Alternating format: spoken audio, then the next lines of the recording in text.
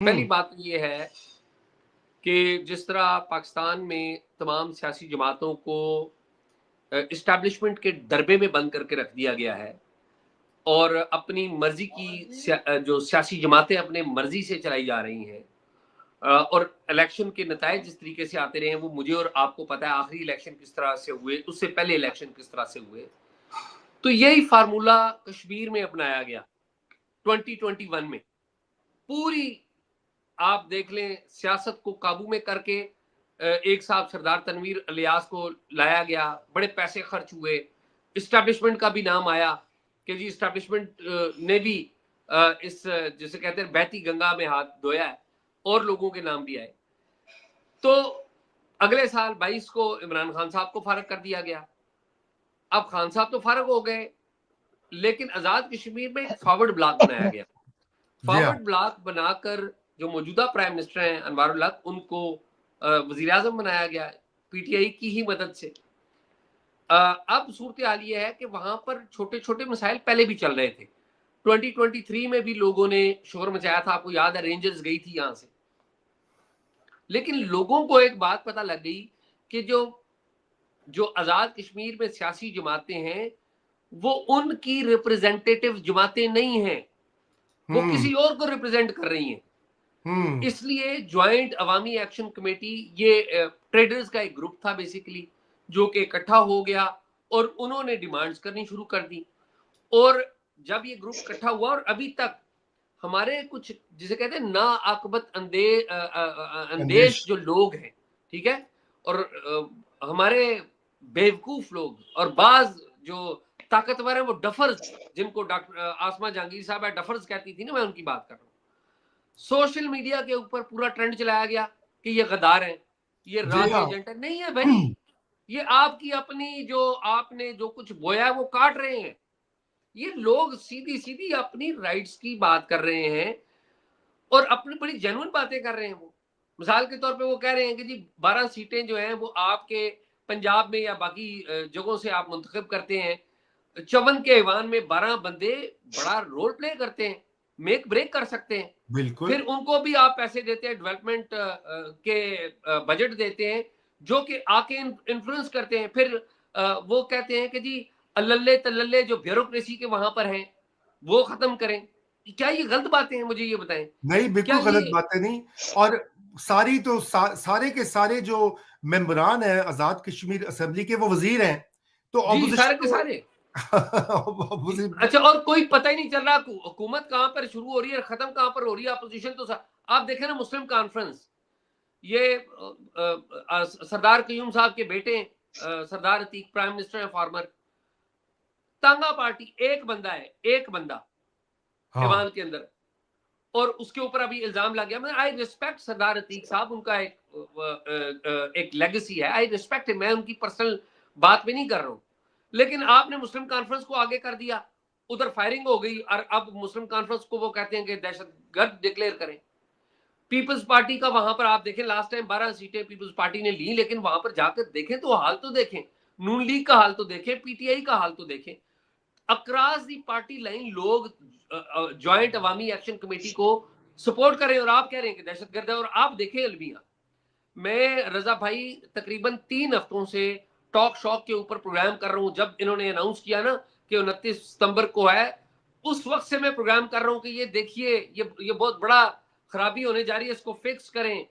बिल्कुल, मेन मैंने स्ट्रीम देखी है मीडिया के ऊपर आपके। कोई बात नहीं कर रहा। आपने बात किया, और आपके जो हमारे जो साथी हैं बहुत सारे जो यूट्यूब भी करते हैं, अच्छी बात है सोशल मीडिया पे, लेकिन वो क्लिक नहीं मिल रही उधर से, इसलिए बात नहीं करेंगे। तो ये बड़ा अलमिया, ये इसमें मीडिया का भी एक रोल है। इसमें जो सबसे बड़ा रोल है हमारे भाइयों का है, जिनका हर जगह रोल आ गया है। मैं तो हैरान हूं, क्या मैं क्या एजाज उस पे आता हूं। मैं आयशा का एक कमेंट लेके मैं आपसे भाइयों की बात अभी मैं करता हूं, क्योंकि अबसार आलम ने आज बराह रास्त मुखातिब हुए हैं वो फील्ड मार्शल से। उन्होंने कहा कि अपनी मंजी थल्ले डांग फेरें। मैं अभी इस प्रोग्राम से पहले वीडियो देख रहा था। उन्होंने कहा मैं बड़ा अदब करता हूं, आपकी बड़ी तारीफ करता हूं, बहुत अच्छा काम कर रहे हैं, लेकिन अपनी मंजी थल्ले डांग फेरें, क्योंकि ऐसे हालात जो क्रिएट हो रहे हैं और अंदर कौन है जो वो करे। बिल्कुल। मैं एजाज की तरफ जाता हूं। एजाज, कंक्लूड करते हैं, आज की हमारा शो का वक्त भी लंबा हो गया है। लेकिन ये बताइए, ये अफसार साहब ने जो कहा मंजी के थल्ले डांग फेरे हैं, आप इसको कैसा इंटरप्रेट करते हैं? क्या मालूमात है आपके पास? क्या वाकई वहां पे कोई ना आकिबत अंदेश आपने लफ्ज इस्तेमाल किया, या ना अहल लोग जो है वो गलत ये मार धाड़ वाली पॉलिसी पर इंसिस्ट कर रहे हैं? एजाज, देखिए रजा, वहां पर एक तो आज़ाद कश्मीर गवर्नमेंट है, लेकिन आज़ाद कश्मीर गवर्नमेंट के साथ तीन अफसरान बड़े अहम हैं। राणा अब्दुल जब्बार जो कि आईजी हैं, फिर साथ ही साथ वहाँ पे चीफ सेक्रेटरी हैं खुशहाल, और खुशहाल बड़े एक्सपीरियंस्ड चीफ सेक्रेटरी हैं। आपको याद हो स्वात, जब स्वात वाला कॉन्फ्लिक्ट था तो ये खुशहाल के ऊपर एक खुद का हमला भी हुआ था। ये वही चीफ सेक्रेटरी हैं जो अभी इन्हें चीफ सेक्रेटरी लगाया, वेरी सीजन्ड एंड एक्सपीरियंस्ड अफसर। अभी रिसेंटली वहाँ पे एक खुफिया एजेंसी है, उसका सेक्टर कमांडर भी एक नया तैनात किया है कि चीज़ें खराब हो गई हैं वो ठीक करें। लेकिन ये सरकारी ब्यूरोक्रेसी है, और इसने चीज़ों को अपने अंदाज से हल करना है। अगर कोई इंटेलिजेंस का बंदा है, उसने जो पाकिस्तान में इंटेलिजेंस का तरीकाकार है कि मोस्ट पावरफुल, और फिर जिस तरह का मैंडेट वहाँ पे हुकूमत को मिला हुआ है, तो वो सारे उनकी बात सुनते हैं, वो अपनी इनपुट नहीं देते। क्योंकि जो एक इलेक्टेड बंदा होता है, या एक ट्रूली पीपल्स रिप्रेजेंटेटिव गवर्नमेंट होती है, वो जेन्युइन अंदाज में अंदर बैठ के अपनी बात करते हैं और अपनी बात मनवाते हैं। लेकिन जब आपको पता हो कि आपकी जो नौकरी है, आपकी जो कुर्सी है, वो किसी और की मरहून मिन्नत है, तो फिर आप सरकारी अफसरान के सामने भी बात अपनी पूरी नहीं करते। आपका जो कॉन्फिडेंस है वो शेक हो जाता है। तो इशू ये है कि चाहे आज़ाद कश्मीर गवर्नमेंट हो, और चाहे ये हमारी सिविल ब्यूरोक्रेसी, और सिविल ब्यूरोक्रेसी में हमारे बड़े अच्छे अफसर हैं। मैं राना अब्दुल जब्बार जो आईजी हैं, या खुशहाल, इनको मैं जाती तौर पे जानता हूँ, इनका बैकग्राउंड है। पर्टिकुलरली जो खुशहाल हैं, खुशहाल खान, इनका पूरा बैकग्राउंड है कॉन्फ्लिक्ट हिट एरिया में रहने का, वहां पे परफॉर्म करने का। लेकिन अगेन बात यह है कि वेयर पावर लाइज। और फिर दूसरी बात यह है कि जिन लोगों की सरकार है, जिन लोगों की गवर्नमेंट है, उनके पास क्या है। आप देखिए ना, आज जो मुज़ाकरात हुए, वफाक से हुकूमत ने भेजा, एहसन इकबाल थे, राना सनाउल्लाह थे, मसूद, सरदार मसूद जो साबिक प्रेसिडेंट हैं वो थे, मुतअद्दिद और वजीर भी हैं जिनका नाम लिया जा सकता, बात लंबी हो जाएगी। उन्होंने मुतालबा क्या किया, ज्वाइंट अवामी एक्शन कमेटी ने? उन्होंने दो बातें की। उन्होंने कहा, एक तो यह है कि हम जो प्राइम मिनिस्टर आजाद कश्मीर और मौजूदा जो गवर्नमेंट है वहां की जिम्मेदार, उसके साथ बात नहीं करेंगे। They are responsible for whatever has happened. फिर उन्होंने दूसरी बात क्या की, उन्होंने कहा कि जी आपने ब्लैकआउट किया हुआ है, इंटरनेट बंद है, फोन बंद है, सब कुछ बंद है, ये रिस्टोर करें हमारे मुकदमात जो आपने दायर किए हुए हैं, और फिर जिन्होंने फायरिंग की हुई है उनके ऊपर मुकदमा दायर करें, और फिर वो तो ये मुतालबा करते हैं कि मुस्लिम कॉन्फ्रेंस को दहशतगर्द जमात डिक्लेयर करें। खैर ये एक संगीन बड़ी सख्त उनके मुतालबात है, लेकिन कुछ ना कुछ गवर्नमेंट तो मानी कि आज़ाद कश्मीर गवर्नमेंट का कोई नुमाइंदा वहां पर मौजूद नहीं था। आल दो के कश्मीर गवर्नमेंट ने भी 4 वुज़रा अनाउंस कर रखे हैं, तो वो चले गए। उन्होंने कहा जब तक ये नहीं होता हम नहीं आते। ब्लैकआउट जी आपने किया हुआ है। अब मुझे दुख होता है, ये अफसोस होता है कि हम यहाँ पर बैठ के रिपोर्ट किया करते थे उस साइड की कश्मीर का कि ब्लैकआउट हो गया, उस साइड के कश्मीर का। अच्छा, और वहां पे भी चल रहा है, आपको पता है ना, वहां पे भी लद्दाख में हिंदुस्तान ने भी वहां पे कश्मीरी एक जी बड़े जी, ऐसा ही पॉपुलर है आजकल। रहनुमा को गिरफ्तार किया हुआ है। तो ये वेरी सैड, और ये चीजें जो जो अभी भी हैं, मेरा नहीं ख्याल कि चीजें हल नहीं हो सकती, हल हो सकती हैं, चीजें कंट्रोल में आ सकती हैं। सवाल सिर्फ ये है कि जिन्होंने हल करना है, और मैं इसमें पाकिस्तान की गवर्नमेंट को ज्यादा कहूंगा कि prime minister should take initiative. बहुत अच्छा काम किया कि मल्टी पार्टी इन्होंने डेलीगेशन भेजा, बहुत ही अच्छा काम किया। मेरे ख्याल में जो भी मांगते हैं prime minister should go there, talk to the people, Muzaffarabad में एड्रेस करें, माजरत करें, और मेहरबानी करके मैं तो ये कहूंगा कि वहां पे नए इलेक्शन का ऐलान करें, नई बिल्कुल। असम्बली आए। वो जो नए मुतालबात वो कह रहे हैं कि 12 जो सीटें खत्म करनी है वो खत्म, अगर नई असम्बली करती है तो वो करे, वट एवर। लेकिन इस तरह से मेरे ख्याल में आई डोंट थिंक सो कि ये चीजें चलेंगी, ये एस्केलेट करेंगी, ये जी फर्दर एस्केलेट एक करेंगी। एक और वो रजा, जी एक सेकंड की बात देखें। एक बंदा मरा मैनचेस्टर में, कियर स्टारमर प्राइम मिनिस्टर, अपना मौखर करके दौरा वापस आ गए, उस जगह गए। हमारे प्राइम मिनिस्टर को यहाँ 18 लोग मर गए कश्मीर में, जी क्यों नहीं जाते? बिल्कुल। वो आज वो आपको पता है नहीं, बहुत मेरे ख्याल में गंभीर 18 नहीं है डॉक्टर साहब, 18 नहीं है, लेकिन फिर भी आई एग्री कि जाना चाहिए। रिपोर्टेड, आप चेक कर लें जी, तीन क्योंकि पुलिस वाले हैं और जो शहरी हैं वो भी हैं। एक तरह से देखें तो आपने सिग्नलिंग भी, इसराइल को भी आप सिग्नलिंग ठीक कर रहे थे। आप शमा जुनेजो को लेके गए, जो कि कहती ये हैं कि जी इसराइल को के साथ ताल्लुकात होने चाहिए। आपकी टीम में या आपके साथ लगे हुए बहुत सारे लोग हैं, और मैं नाम नहीं यहाँ लूंगी, पर एक 1.5 महीना पहले पाकिस्तान में ऐसे लोग आए हैं जो कि और आके गए हैं और यहाँ दौरे करके गए हैं, लोगों से मिल के गए हैं।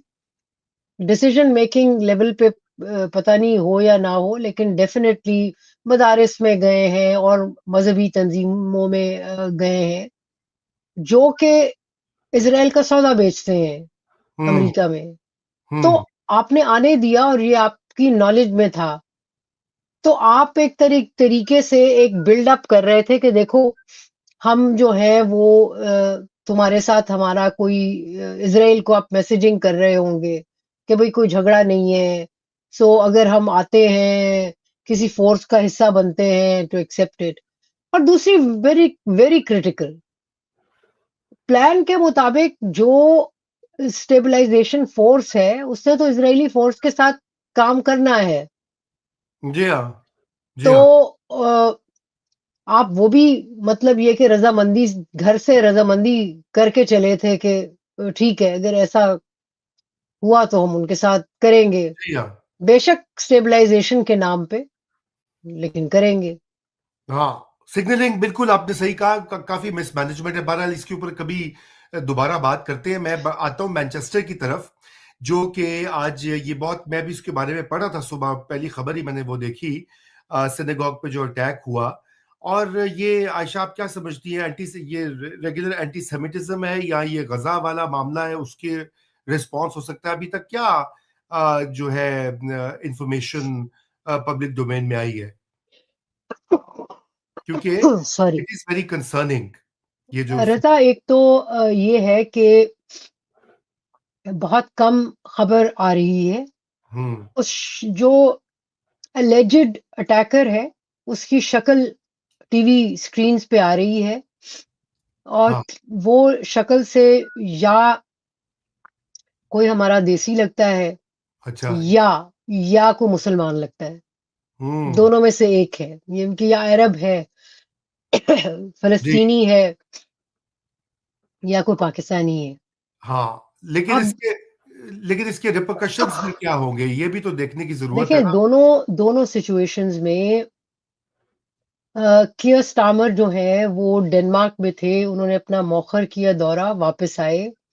इस वक्त जहां जहां तालीमी इदारे हैं, सिनेगॉग्स हैं जूइश, वहां पुलिस फोर्स बहुत ज्यादा है।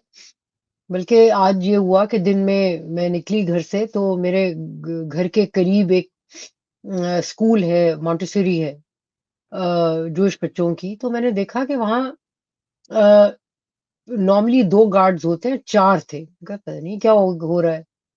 तो रास्ते में फोन आया, पता चला कि मैनचेस्टर में ये हो गया है। अब राइट बात ये है जी कि सिक्योरिटी इनकी बढ़ेगी, ये तो क्लियरली है, लेकिन ये है कि मुसलमान जो है वो, उनके लिए भी सवाल उठेंगे।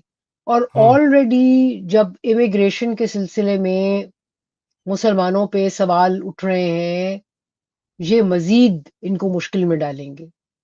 Right right. देखिए, ये तो हम कह सकते हैं कि देखें जी, जज्बा है, जज्बा जनू, गुस्सा है, रिएक्शन है।